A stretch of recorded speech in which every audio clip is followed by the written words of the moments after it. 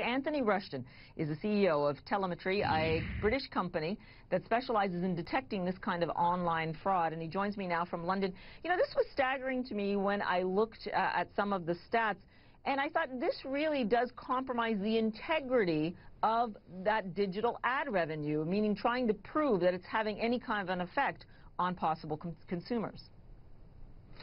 Yes, exactly. I mean, telemetry works within the online video advertising spectrum, which is the fastest growing area of the advertising ecosystem. And what we're seeing now is a move away from bot fraud, which your piece previously explained, where you have, if I may use a prop, if you have a computer, in essence this is a computer, and the fraudsters will set up a series of fake computers to simulate the idea that a sapient being is using it and watching the ads.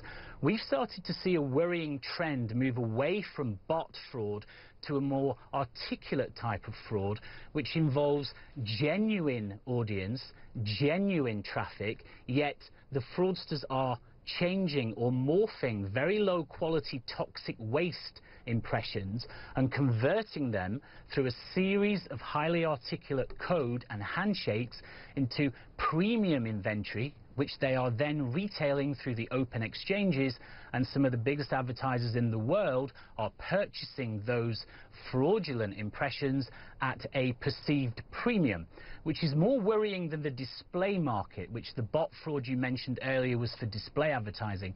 What we're talking about here, Paula, is online video advertising. It is the transition from TV advertising, which is a $70 billion market in the US alone, into a online video advertising market. And as more devices get connected to the internet, there are more opportunities for fraudsters to retail more articulate fraud than bot. Yeah, and as you say, more articulate fraud, because at this point in time, as you said, it's premium. Advertisers pay a lot when someone actually clicks on that video.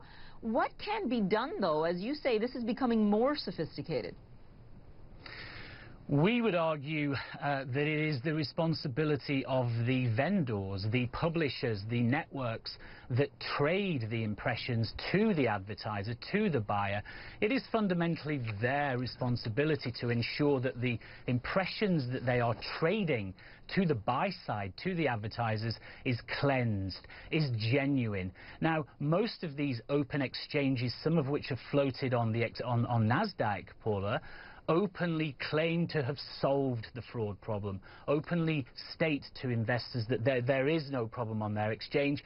We would argue that is very different. Now, typically, the approach to detecting fraud involves an advertising agency using a predictable verification system to identify bot fraud. The fraudsters are onto this. They are more articulate. We would argue it is the responsibility of the sell side in the equation now to invest effectively in experts that can help them to cleanse the inventory that they are retailing under their name and their brand onto the buy side. Yeah, quite a new dimension to internet security there, and I'm sure a lot of research going into how to stop these programs. Thanks so much for your insights on this. Appreciate it.